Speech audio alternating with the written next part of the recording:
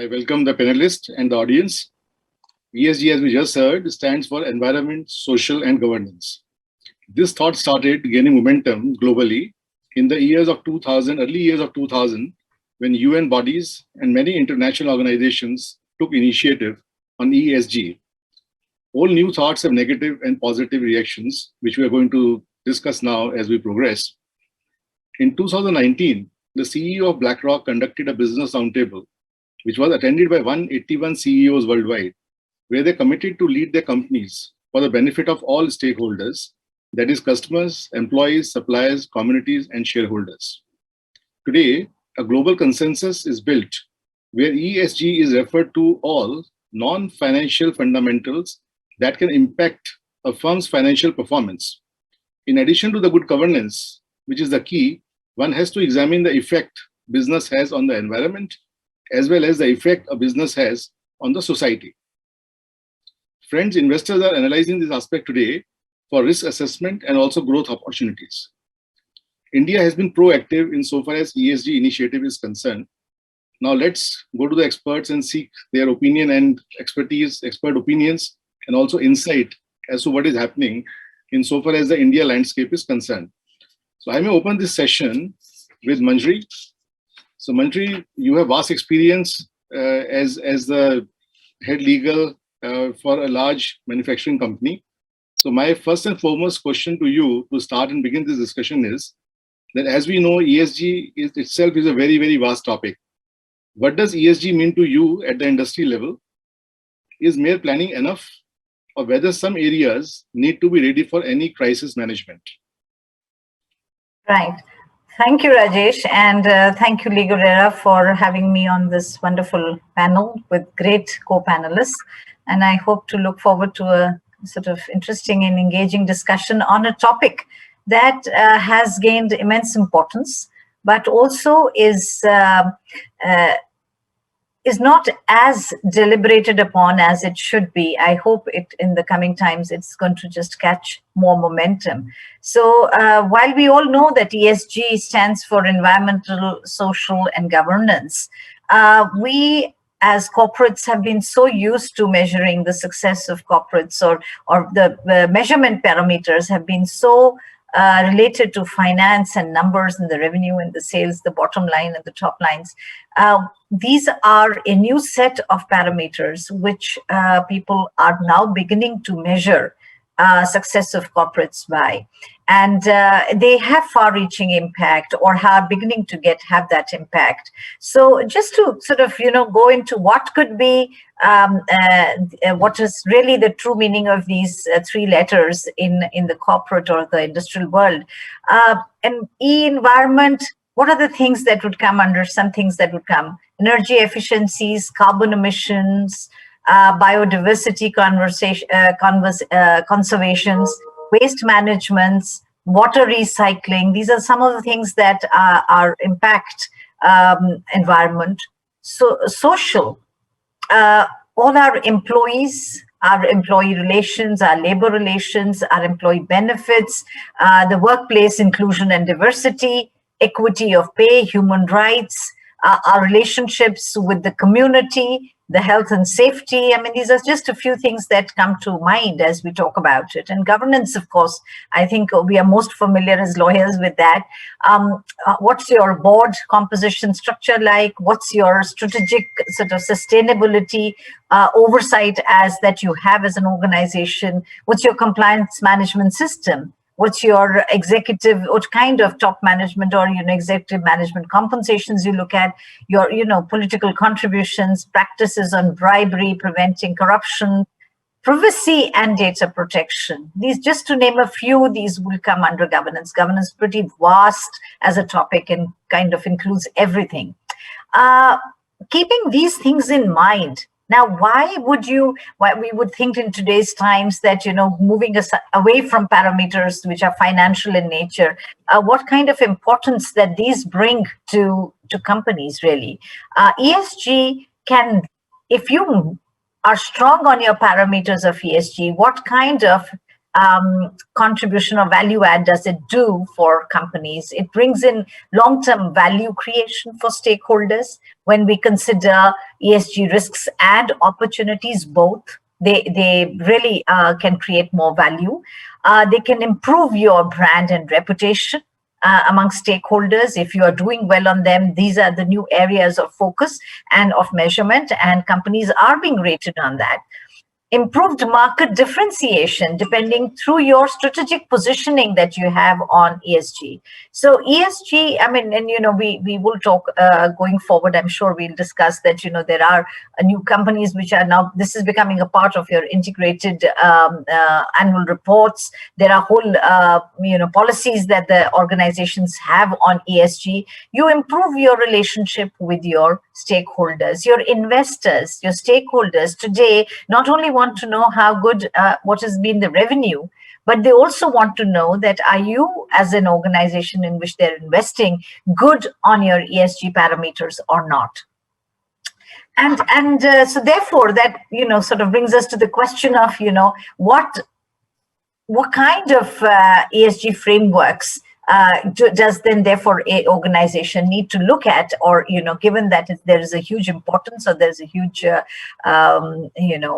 importance that is being placed on ESGs. And some of the things that organizations look at when they manage their ESG programs are basically they set up policies, they create a policy framework within the organization which deals with ESG and the sustainability of these various parameters, and a sustainability governance structure, so to speak. And we also have to understand that what could be the material ESG issues that a organization is looking at. That identification of those issues becomes very critical for organizations, and then integrating them into your risk management systems. Oftentimes when we discuss risk is that we are unable to keep a market share because of, there will be a dip in sales, etc. This today is to be read very carefully, or into your risk management systems and into your risk management committees, which must discuss ESG parameters. You also have to, and you mentioned, Rajesh, that is it just something that you have to be, or we have to, it has become a critical risk management area for ensuring that actually you are creating a focus on it in the manner that you should. You need to have solid targets and actually measurable outcomes around the ESG parameters. And then, of course, when you set something up and you create some targets and measurable outcomes, you also need to monitor them and audit them to make sure that they are constantly, you're bettering yourselves on them. And obviously, at the end of the day, you need to disclose and report external reportings to the public. These various stakeholders, various shareholders, where the communities at large, and where the government at large understands and knows the kind of emphasis that you are, you're putting on all of these different ESG parameters. And to your point, where do we think that they are becoming, we really need to have them in a state of readiness for crisis management.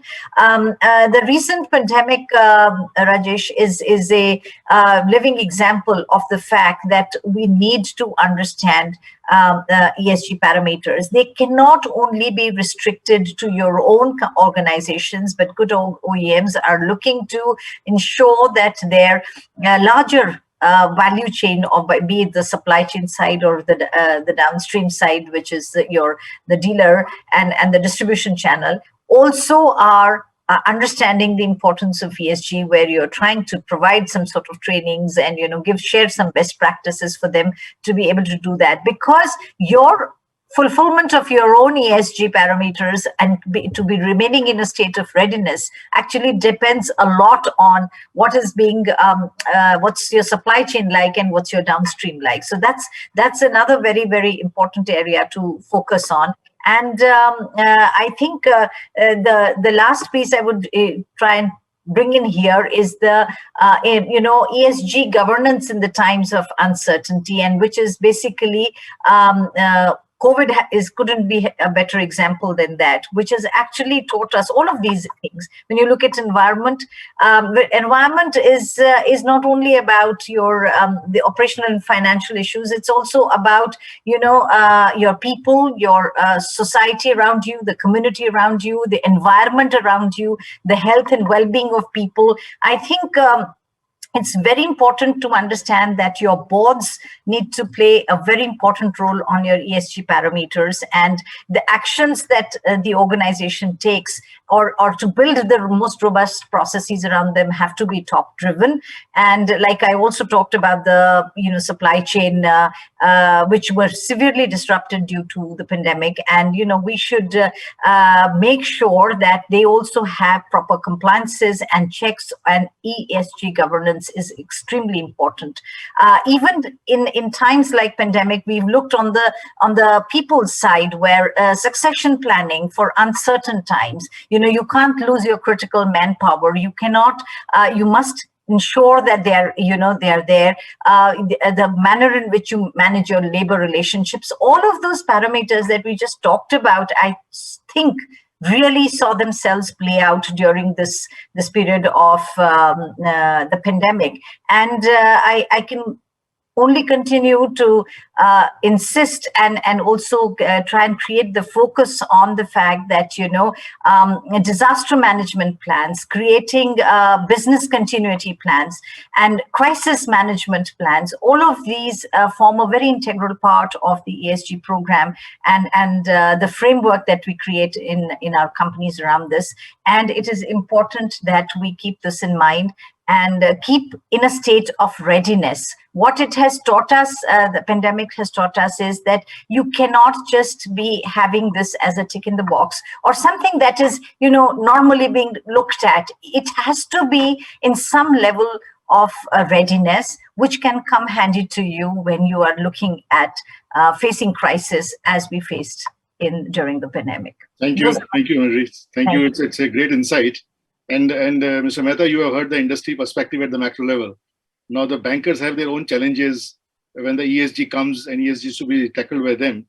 So what we find, at the initial stage where we are, all of us professionals, tackling this elephant in the room, the feeling is that there's a lot said about social and governance part. When it comes to environment, then at times it becomes very, very tricky.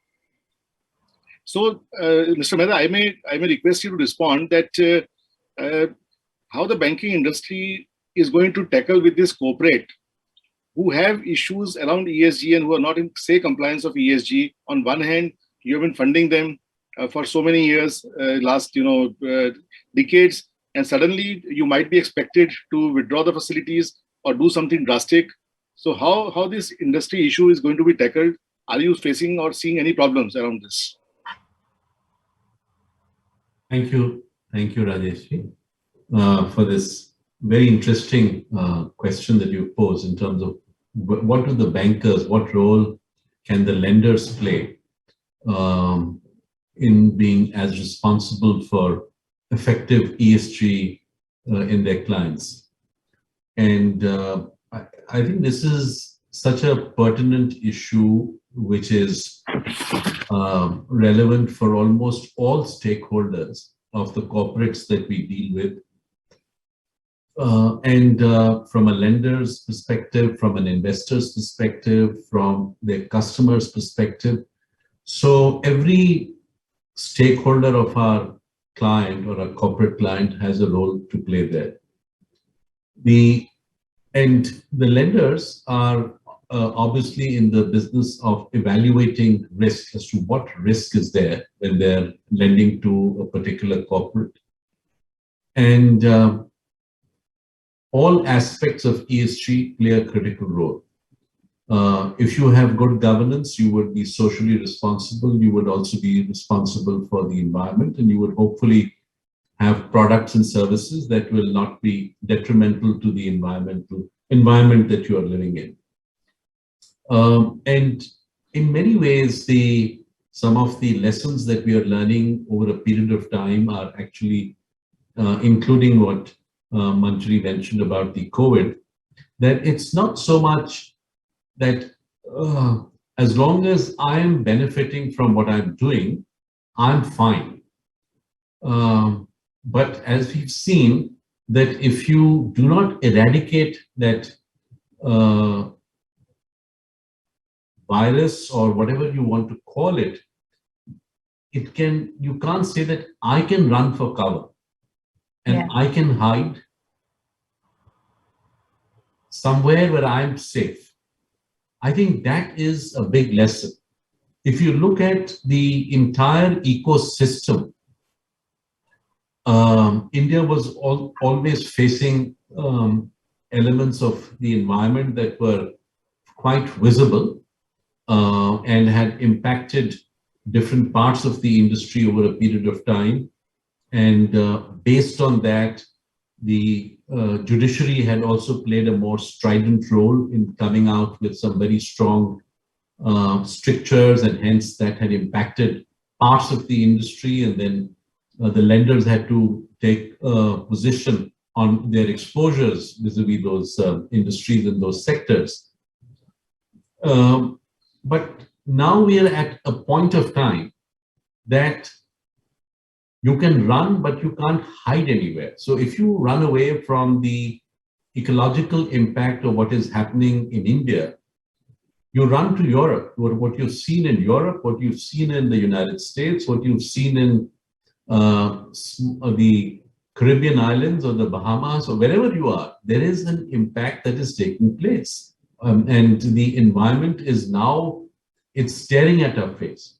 So from a lender's perspective as well, it has become really imperative that we start really looking at the corporates who are more responsible in being ecologically and environmentally more sensitive, are coming up with products and services in building and supporting the communities around their own locations where they are present, a role that they need to play. And this aspect of contributing back in conserving the environment and institutionalizing that DNA within their own stakeholders, their employees, their suppliers, and making sure that we are all sensitive to that ecosystem that needs to be built. That is becoming a key differentiator. And lenders are certainly looking at that aspect, because at the end of the day, when you give a long-term facility, you're looking at evaluating the risk for the long haul in those borrowers. At the same time, investors, institutional investors, are also becoming far more discerning. So that means capital flows will only flow to those who are much more ESG and environmentally far more conscious. And you know, we have a very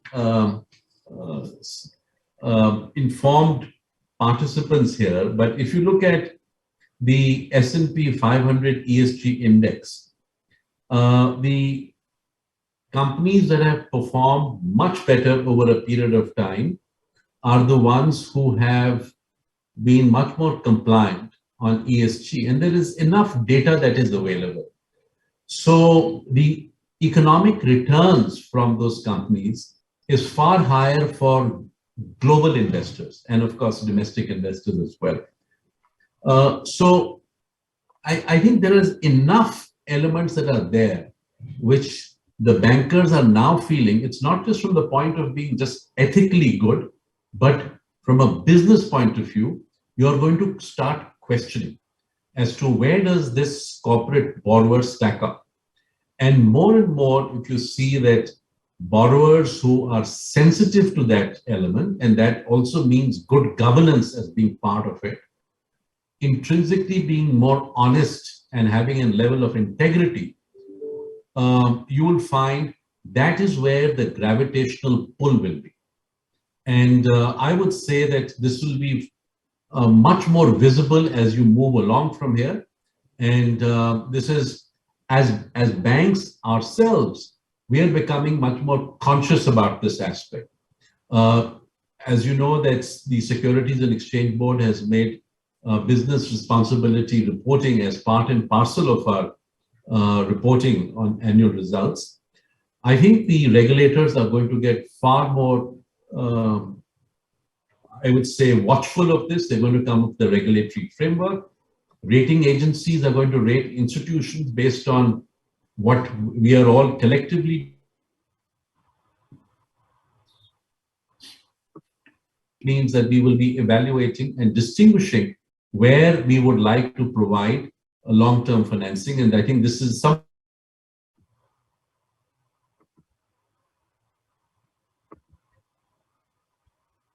But I would still say speed is of essence. We need to be far more, we need to move with alacrity on this front and be able to call spade a spade. And bankers must have the courage to speak out when they know that some of the large corporate borrowers are moving down the wrong road. Thank you, Mr. Mehta, for this insight. I'll come back to you on certain questions around green finance and all that. But before that, let me go back to the industry. So Sanjit, would you like to throw some light how the chemical industry is going to be reacting to the environmental related issues? Because as all of us know, I mean, this is one industry which would have lots of challenges. So let's hear your perspective on this. And I know Amber is waiting, and there are people, Amber, willing to, or rather looking forward to hear you on certain SEBI and other compliances for ESG. But before I come to you, I think let's hear the industry perspective first, and then take this forward. Yes, Aditya. Thank you, Rajesh. And I will add on to what Manjaree and Mr. Mehta said. There's a lot of what they have said is industry agnostic and applies to a lot of, even the chemical industry. What is a little bit of a differentiator for the chemical industry is that the E part of it has been something that has been built in the ecosystem for several decades, simply because of the kind of products and processes that the chemical industry has been using, the kind of impact it has on the environment, and also because these are highly regulated industries. So there are very stringent guidelines and legal requirements that are issued by the government. But for the past few years, what has changed, and the global megatrends that are emerging is that you would see a lot of chemical companies are clearly aligning with certain SDGs, whether it is a responsible production and consumption, climate change, supporting life under the sea or on land, etc. But there is a very clear alignment and choice which is being made by chemical industry about which SDGs that particular corporate will, clearly work on. Also, instead of being ambiguous targets, now we are looking at clear measurables. So, there are various policies that are being formed that, we will, for example, treat waste management or reduce waste management from our manufacturing sites by X percentage. So those are all very clear measurables that are emerging from the chemical industry. And there is also a lot of engagement with communities, with various stakeholders to have discussions, come up with best practices, simply because of the great impact that this industry can potentially create on the environment, on human health, on animal health, etc. So there cannot be any relaxation in how this chemical industry treats environment and the product and processes that it uses daily.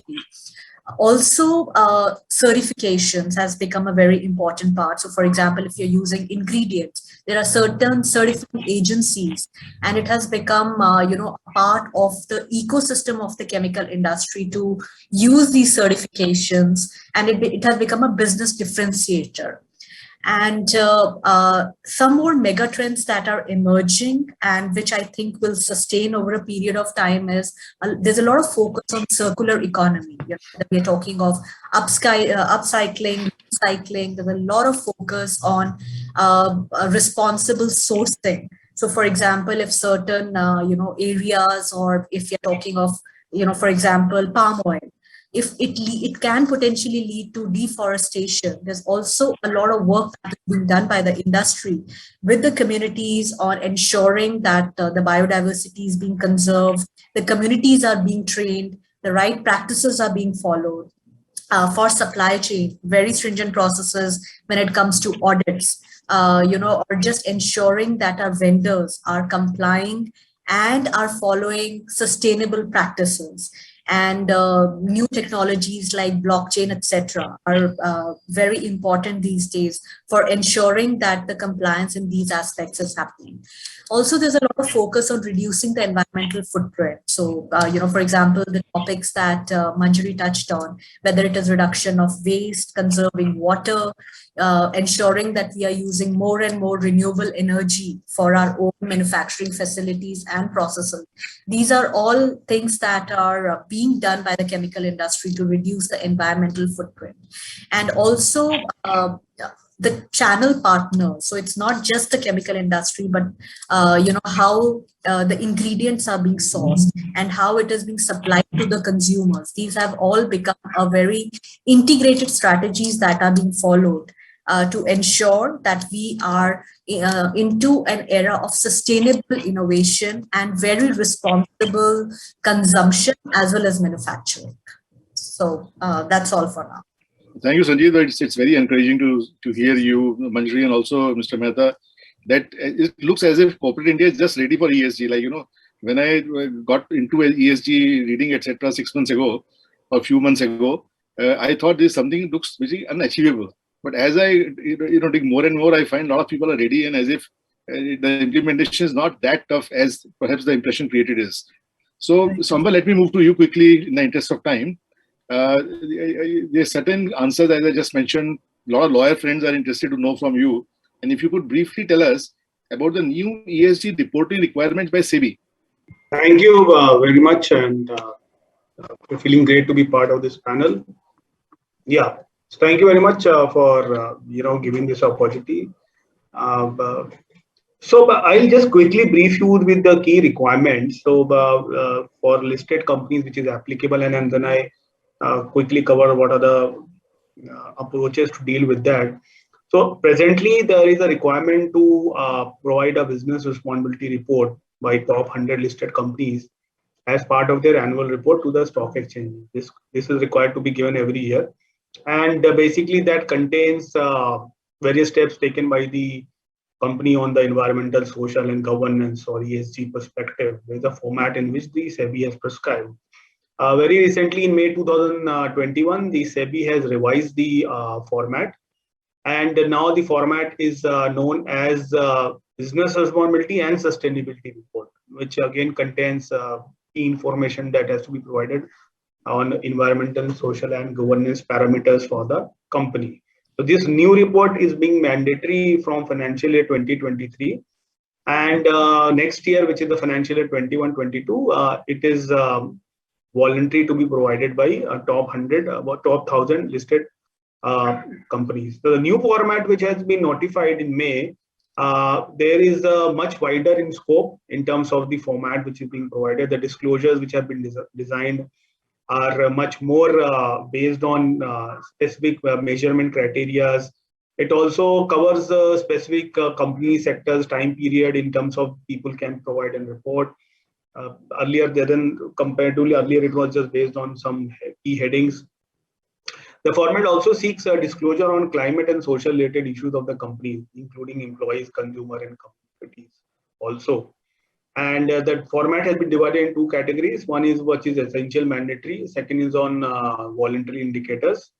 The voluntary indicators, which also known as leadership indicators, also include disclosures which are related to about the value chain of the company, listed company. And these are in line with the national guidance on responsible business. Business responsibility, which was already issued by Ministry of Corporate Affairs as early in 2011. So interestingly, the requirement of this ESG is not something which is new. It's been there since 2011. Of course, we are now talking it more about it. And broadly, these are consisting of the 9 principles on which the entire these disclosures are based.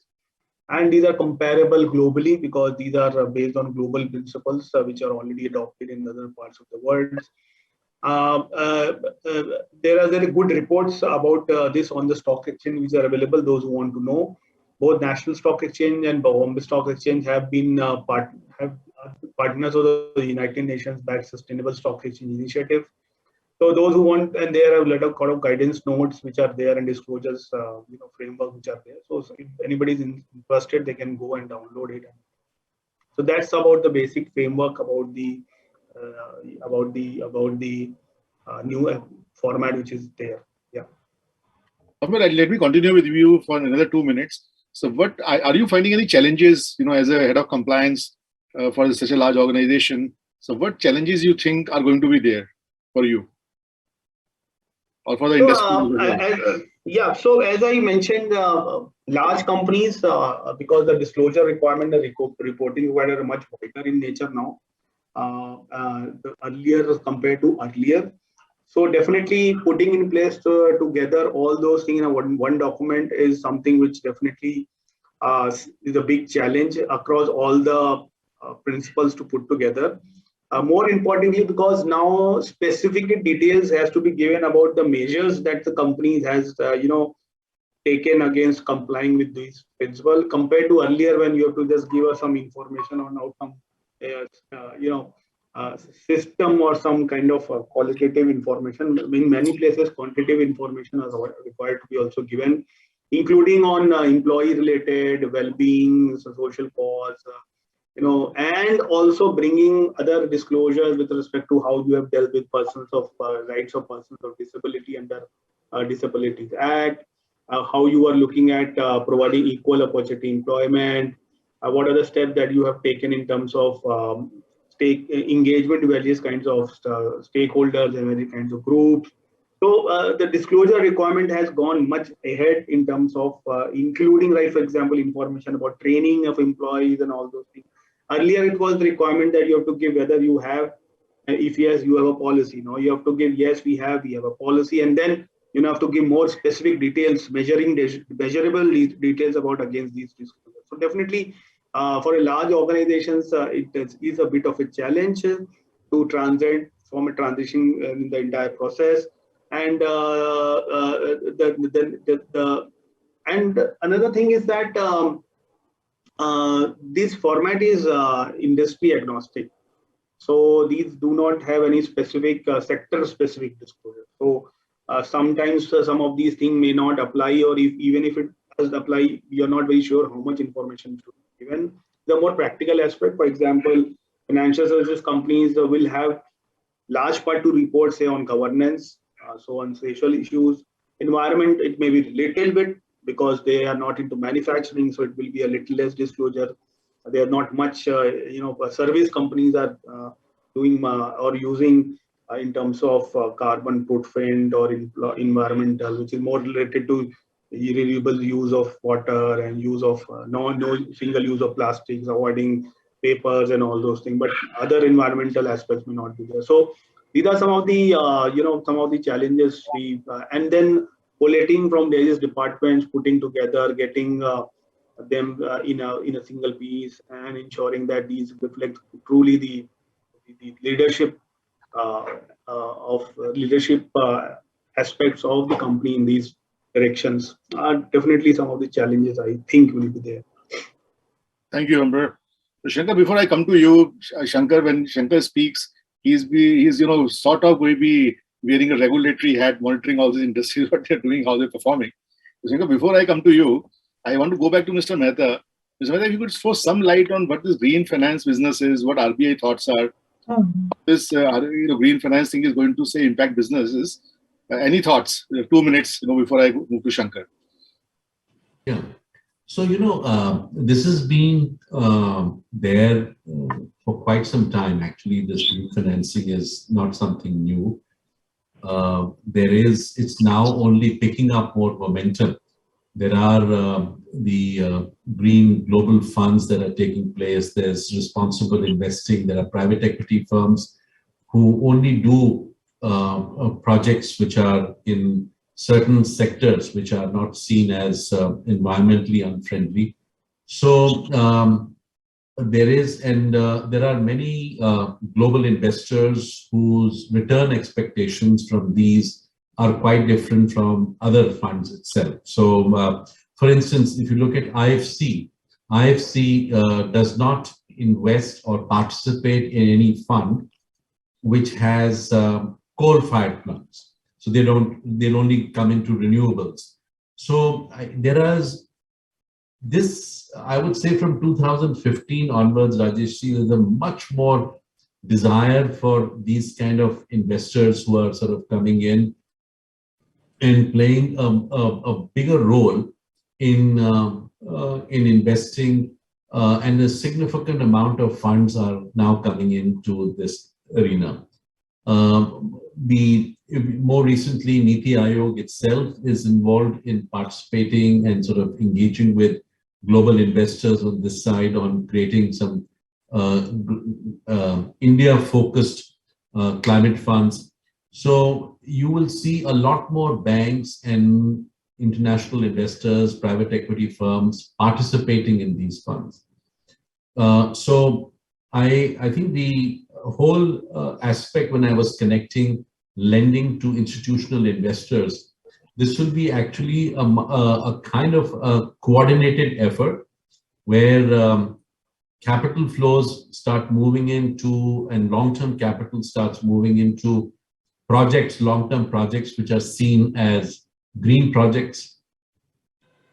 As you know, that even in real estate development, the whole certification process of what are green projects vis-a-vis normal projects is something which is also been part and parcel of this kind of an approach. So I am very bullish about a lot of responsible investors and banks coordinating their efforts and playing a role in green financing. And sovereign funds are going to also be part of this. India is looking at this far more watchfully in this space. They're much more engaged. And I think you will see a lot more, the velocity of this green financing is going to increase significantly over the next few years. Absolutely. The return expectations are very different to the typical returns that you have from other investments. So this is going to actually be a great incentive for people who are looking at and taking up these projects, or are actually satisfying the parameters of what is there as seen as green financing investors, both from a equity side and from a lending side. Thank you. So Shankar, let me come to you. The Dow Jones Sustainability Index has acknowledged many companies from India who are front runners on ESG compliance in whole or in part. And the names we read are Havells, Godrej, Ultratech, and Manjaree, even Maruti, Asian Paint, etc. So how is financial rating different to ESG rating? Because there's a lot of confusion that is this some ESG rating is something, some new animal, then how the other ratings will be impacted if you have an ESG rating? Are they together? Are they independent? How you look at them? And how one is to deal with these ratings? I mean, is there some hybrid being created? If you could just elaborate for our clarity. Perfect, Rajesh. Rajesh, first of all, thank you for inviting me and to speak here. The speakers before me has made my job a little easier. It's quite heartening to see what Ms. Chowdhary spoke and Ms. Batra spoke about here, and even Amber. I'm convinced that Indian corporates are, quite ahead in terms of adopting ESG principles in their work. And thank you, Mr. Mehta, for so lucidly explaining how it matters for the banks, because typically we have been hearing a lot of discourse in the public domain about ESG being relevant for the stock investors. But just like you have mentioned, I also feel that it's extremely relevant for the credit risk part of the banks. So let me come and tell you a little bit of what I have gone through, and I think if I am able to tell that story, most of your questions will be answered. So the journey that I started, you are aware that Acuité Ratings is a credit rating agency. It's a full service credit rating agency with a license to rate bonds and bank loans from Reserve Bank of India and SEBI, right? We, as a student of credit rating, we have been monitoring large credits, whether it is rated by us or not rated by us. a certain amount of time, a good 7, 8, 10 years, and we have seen at least one economic cycle of how these credits behave. And then suddenly in 2017, 18, 19, we have started seeing major credit failures, which shook the entire foundation of the credit market in India. It started with Deccan Chronicle, then there was, a few others like Rico, Amtech Auto, and so on and so forth. And all these culminate, the climax of these failures reached when ILFS and DHFL cracked. So as students of credit rating, we had to introspect, what is the issue with the existing models of ratings. And it is not necessary that there is an issue with the model. Maybe the implementation of the model was wrong, but the introspection was necessary. And what we discovered is that each credit failure in the last 5 years, without any exception, can be attributed to wrong assessments in terms of the governance risk that was involved in these credits. So governance was clearly the culprit, where not just the rating agencies, but the banks, investors across the board, there was wrong understanding of the governance standards. So it was very clear that something needs to be done there.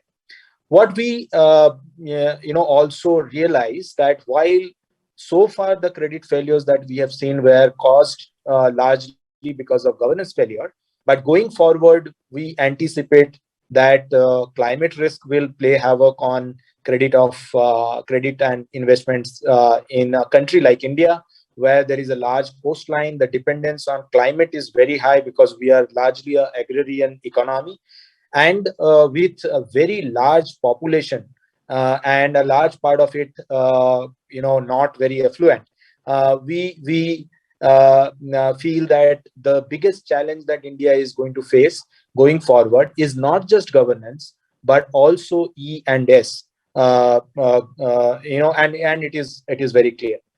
So now, if these are the things that are going to impact credit, there has to be, or investments, there has to be a mechanism of evaluating it. So we need to have a model.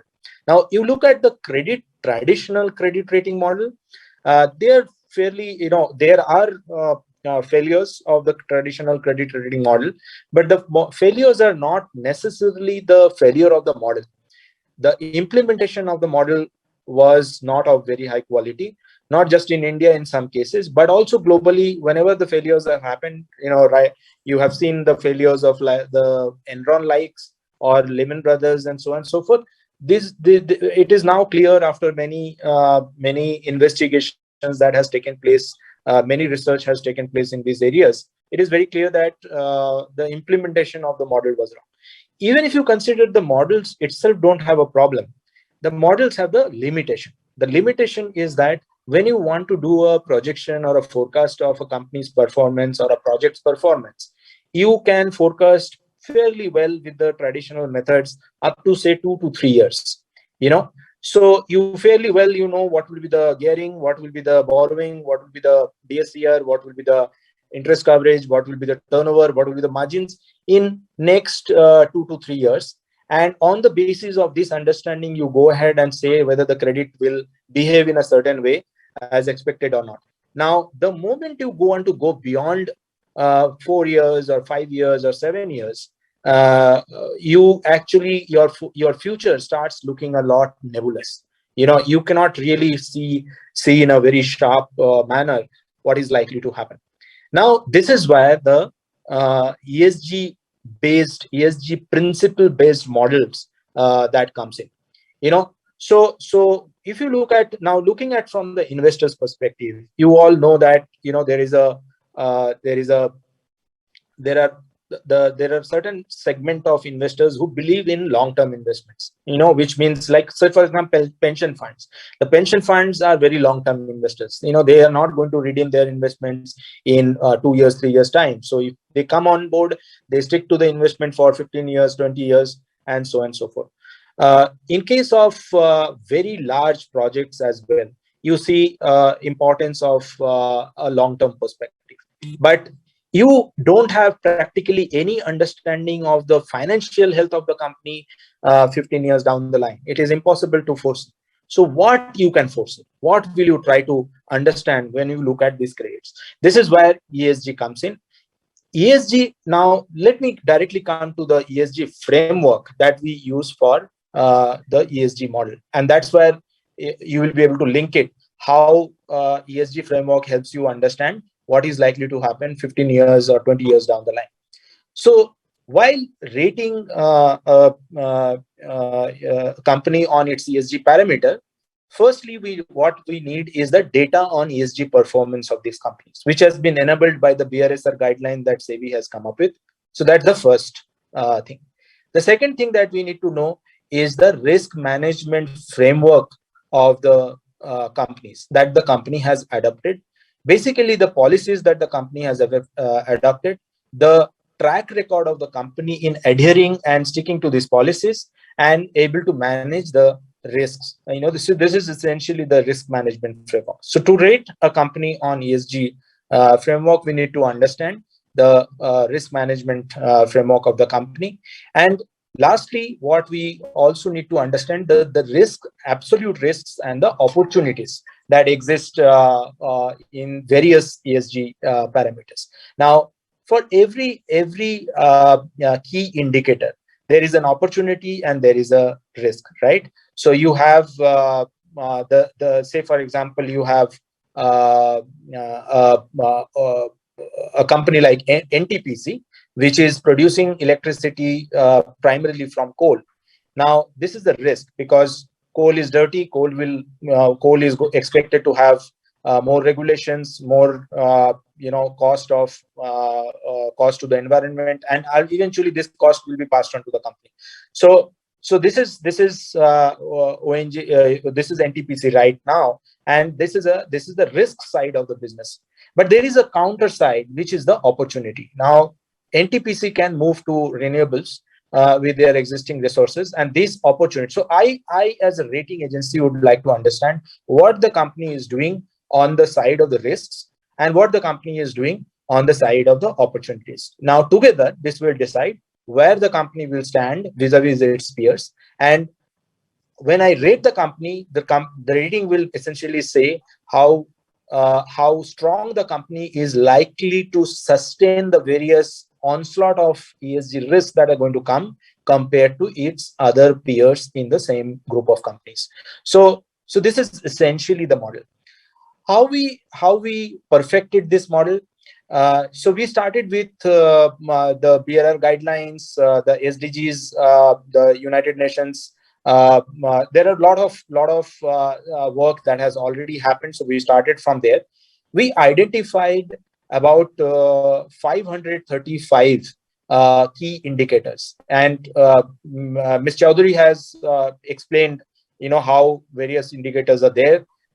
She has probably taken names of about 20-21 indicators, but there are similar indicators. There are a library of 535 with us. We also had to ignore a few indicators because you don't get data on those factors. Then a set of industry specialists picked up the 500 companies that we rate, the top 500 companies in India, and classified them in 68 industries. These industry specialists then sat on the 535 indicators and decided the materiality and polarity of each of the indicators on the final ESG performance of the company. So what is materiality? Materiality is basically how relevant an indicator is on the performance of the future performance of the company. Let's say, for example, you have banking sector. In banking sector, GHG emission is not very relevant because they only consume power at their data center, which is very small compared to their overall operations. But when you look at oil sector, the GHG emissions are extremely important. So when we look at a company, we have to understand whether that particular indicator is relevant for that industry or not. So this is the exercise that was done, deciding the polarity of the impact, which means is that if the value of the indicator is high, whether it is going to be good for the company, or if the value is high, whether it will be bad for the company. So this is the polarity that we decided, and then we decided the materiality, which is essentially a weightage or a percentage weightage on each of these parameters. Now, this is how we build the entire taxonomy, which allows us to compare companies across. Otherwise, if you don't do this, if you don't make huge investment in this model, you are going to get erratic results. People will not accept your rating or the insights that come out from the model, and it cannot be really very simplistic that you have same weightage for each of the indicators. So this is what essentially the difference between the traditional credit rating model.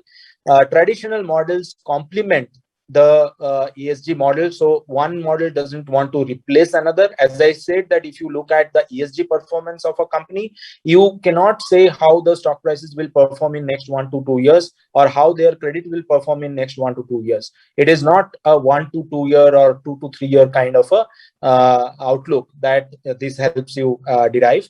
But if you want to look at long term, 5 years, 10 years down the line, then you know that a better ESG performing company is more likely to survive and sustain despite the known ESG challenges that these companies are going to face going forward. Now, there is this interesting question that you mentioned, is that whether the traditional rating models will also start looking at ESG in some way or not. There are debates, and till now the investors community and even the rating agencies, they are not very clear what will happen. But what I can tell you is that there is this organization called UNPRI, which is leading the involvement of corporates and particularly the financial services companies in adopting ESG principles. We have become a member of PRI, probably the first rating agency from India, and we are also going to be part of a task force that is led by UNPRI, where some international banks and a few international rating agencies have come forward, and they will be working on developing methods in adopting ESG principles in the traditional rating model. Personally, while there is a long way to go there, because you need to develop a lot of data, do a lot of back testing, and finally then arrive at a model which can accommodate ESG principle in the traditional credit rating model.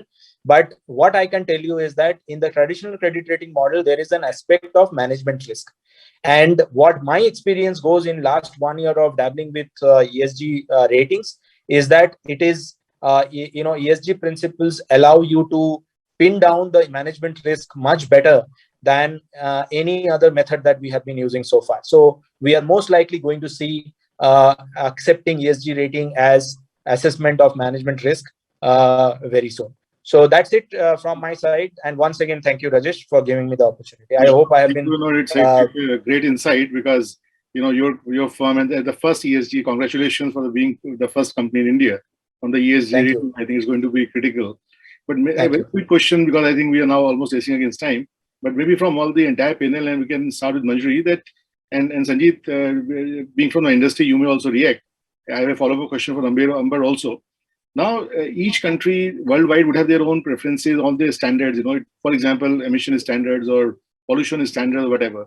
So, compliances in India, the rules, regulation, laws in India, are they strict? Are they comparable to the world standards in your general experience, or the world standards are far higher than what India's standards are? Manjaree, can I request you to respond? Yeah.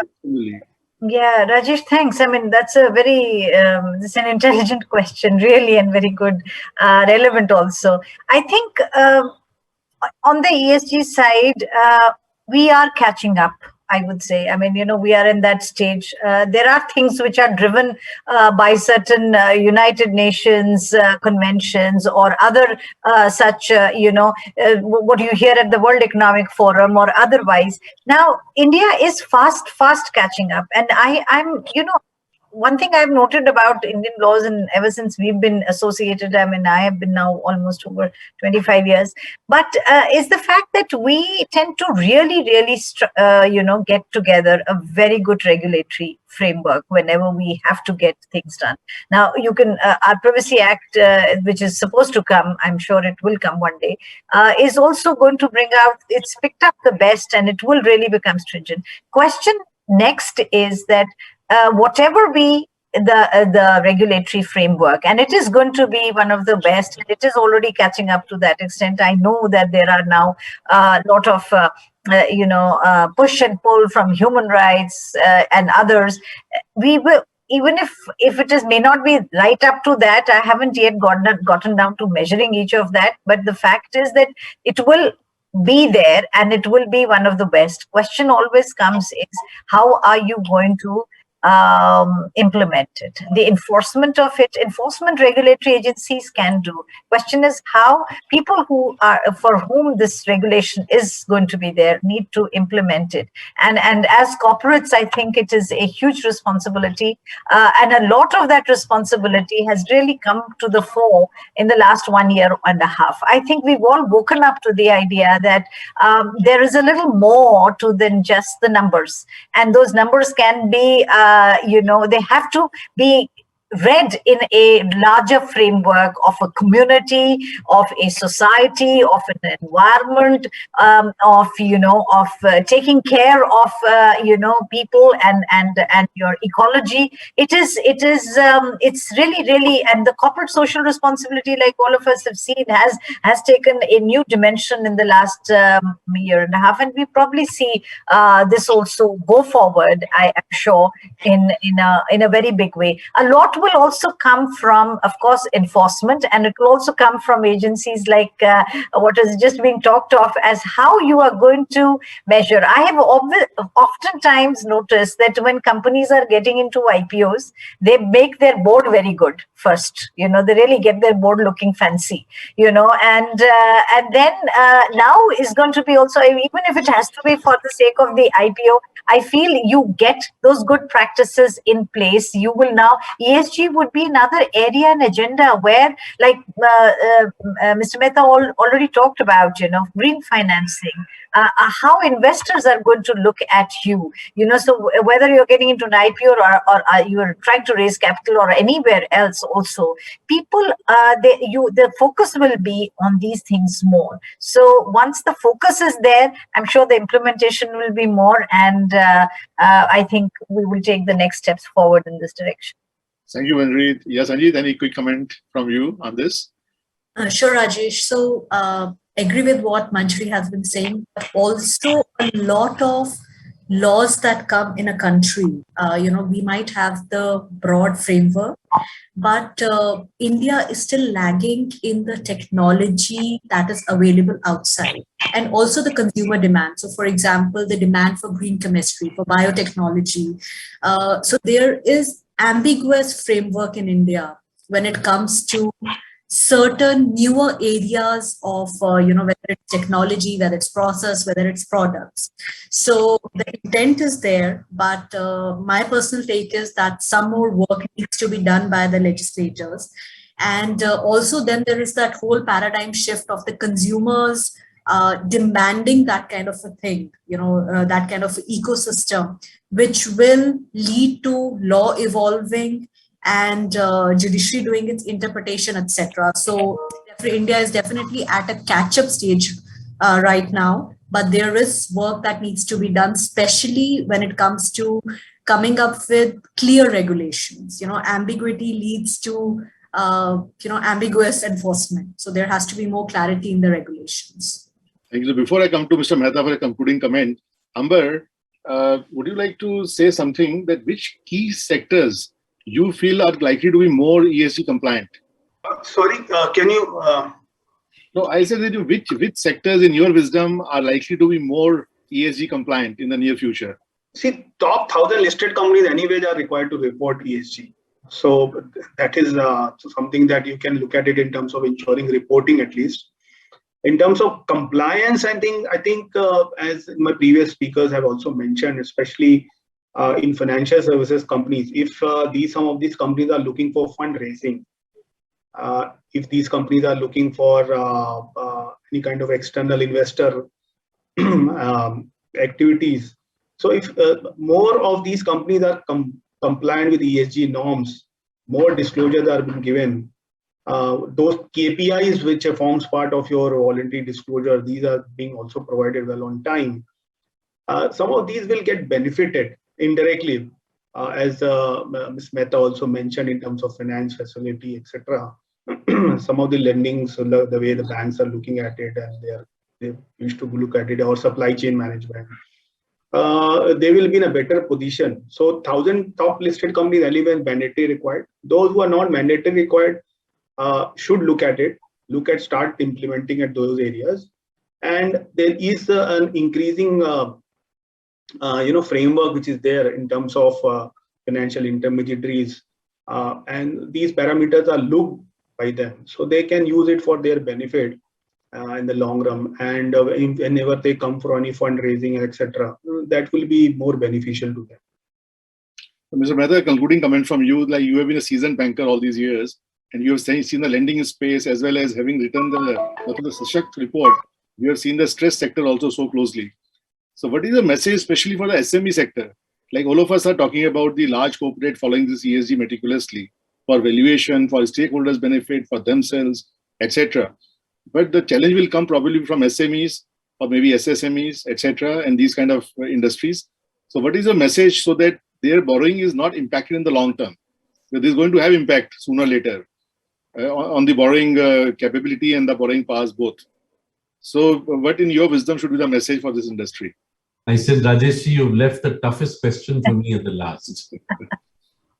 So let me just sort of give while my earlier two responses were more on environment and green aspects, but I think all of them are interconnected with being socially responsible and governance as two prerequisites to take care of the environment as well.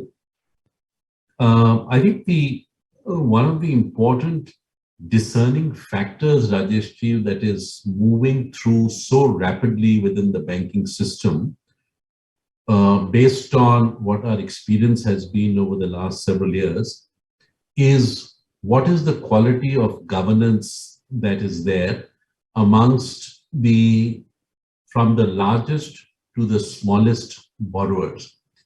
A kind of an evaluation that needs to be done. In many cases, it's a judgmental evaluation, and it's also an evaluation based on actions which are visible of the promoters, of the key, the management of corporates. And while many of it is spoken in the public domain, some of it is also not spoken in the public domain, but it's certainly a point of discussion in the boardrooms or the decision-making process of when the bankers review those credits. And that becomes a very critical component in seeing as to what is your intuitive comfort level. And that sort of goes down the chain, and you'll be surprised what elements that get discussed today in terms of what is the kind of risk that is residing in, particularly when you have large corporates where there is a huge concentration of risk, and what event could happen. So you look at it from all aspects, and you do a stress, a stress scenario of what in the different scenarios as to what could possibly happen to that entity. And that has a cascading impact down on all their SMEs and MSMEs and everybody else who's a stakeholder in that. Lenders, of course, will go down the tube when they sort of have a big event that hits them. So the important thing here, and I touched upon it earlier, is vocalizing these risks with your borrowers. And it's not so much that it is a criticism. It's actually because nobody has spoken to them flatly on their face that, gentlemen, this is the risk that you are building within your organization. And I'm talking about it to you because it's not that I'm just looking at it from my perspective, but obviously, if you succeed, I succeed in the long run. I as a banker, not as an individual. So as a creditor. So I think, and this relates to all operating creditors. Unless we start vocalizing these risks and putting them on the table on who has a much better sustainability quotient, a governance quotient, who's looking at environment in a much more holistic basis. I think this is now no longer, you can put this under the table.